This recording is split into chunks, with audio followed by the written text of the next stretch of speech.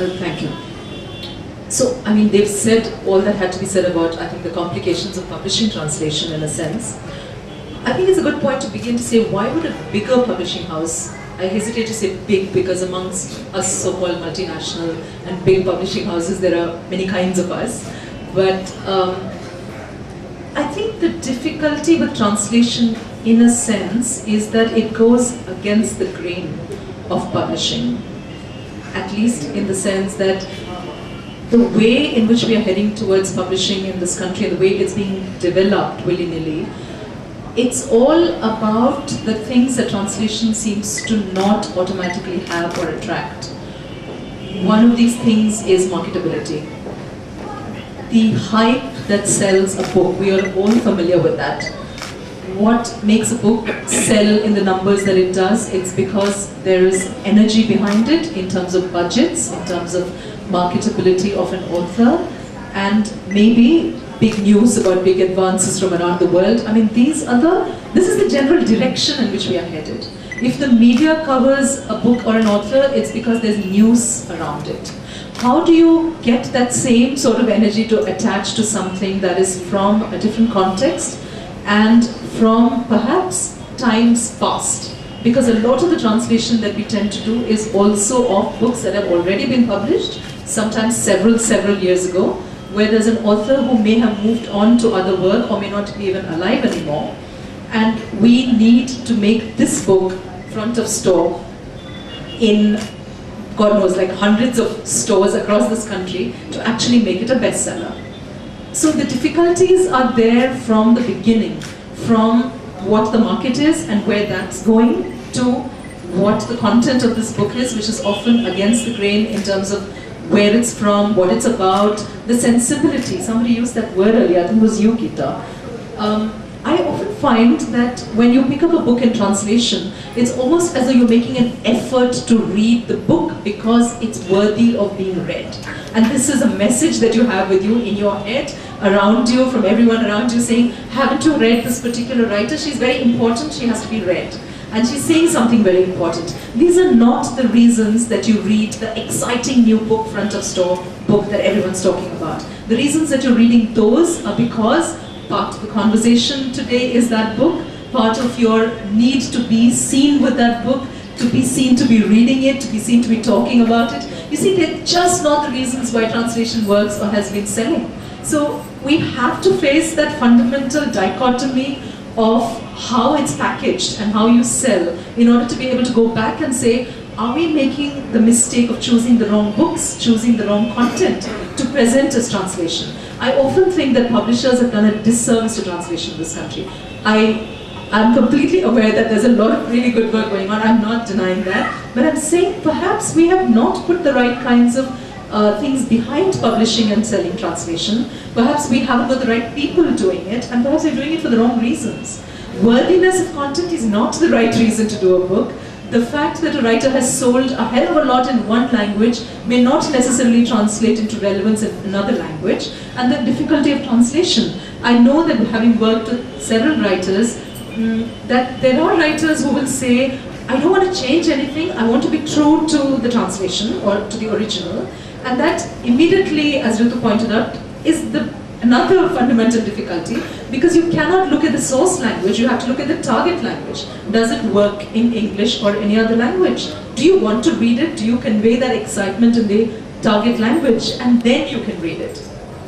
So at HarperCollins, for instance, what we decided was we start a whole imprint which would give it an identity that is different from, say, HarperCollins. So this imprint is called Perennial.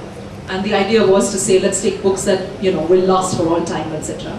But also, we give it a definite identity so that we grow a shelf, which will one day, when you say Harper Perennial, hopefully you will see a hell of a lot of really good books which have been translated, but that's not the point. They are really good books that you want to go out and read.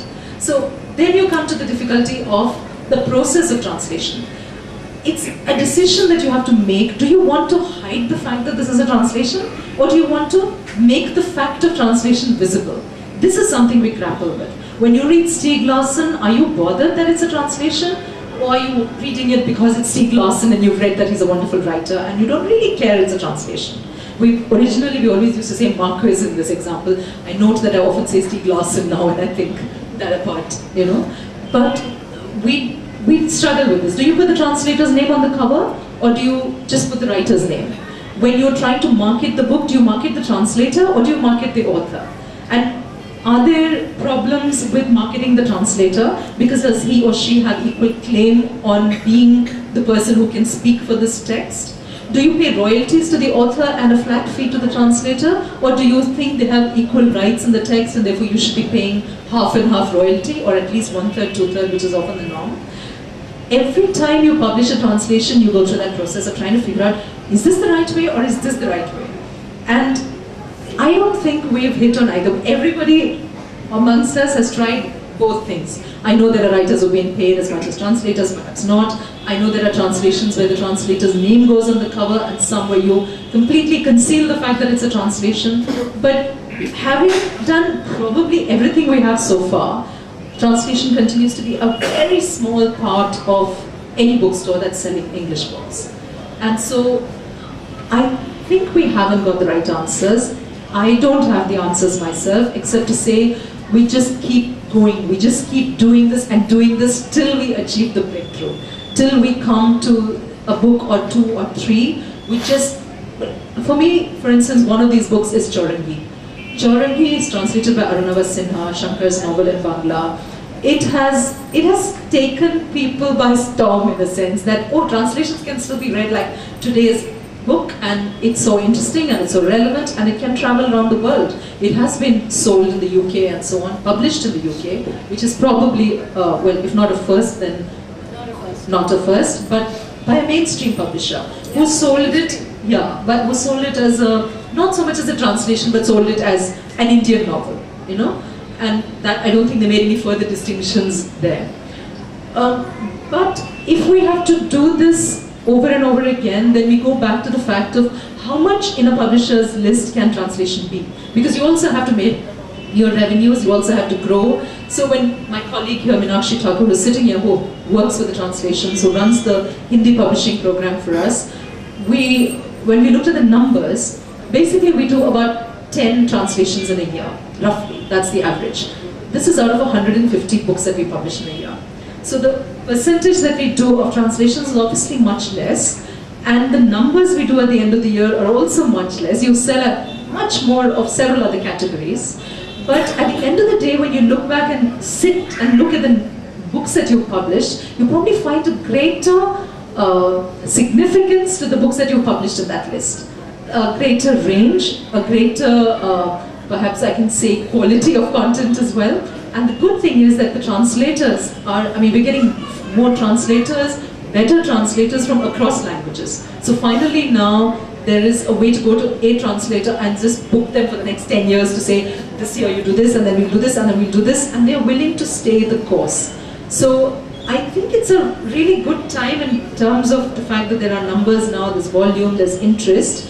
But I also think that unless we devise interesting and innovative ways to package translations, we are going to be in the same rut that we've been in a long time, which is a few books will shine through, but as a whole, it's a struggle. It's a struggle to make sure that they are received with the same passion and with the same interest, particularly from the media, who gives very little coverage to reviewing translations.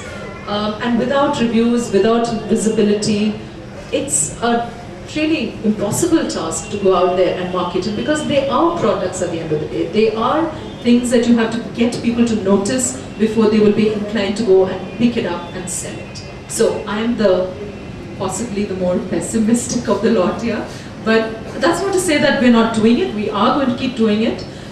Particularly in the fact that, for instance, if we're doing it in English, we're also doing it into another language. We have a whole Harper Hindi program into which we translate world classics. For instance, we do Gaudima, we've done Achebe, and we will continue to do that world classics list into Hindi, which is a different effort. But there again, the selling of it is about trying to say, look, Gaudima is important, look, Hanif Qureshi is important, also in the Hindi, not just in the English. So it's the message, it's a signal. It's how do you enthuse your marketing team to go out and create great press releases and wonderful, go and talk to the media and say, you have to give prominence to this. It's not just about the Vayuputras, it's also about this, you know. It's very, very hard. It's really, really impossible. So it's perhaps about collaboration. Yes, see? It's perhaps about saying big or small or niche or not niche. There has to be this energy that says we're going to relentlessly push this down the throat of publishers, booksellers, everybody. You have to have sections which say Indian writing. Don't say translation, just say Indian writing. This is Indian writing. Why ghettoize it? Why put it into littler categories which suggest that is not as important? Why does Indian writing in bookstores only have English language books? There's just so many levels at which we have to really attack this. And at the end of the day, it will happen. But it needs combined effort from everyone in the industry. That's where I stand on the matter.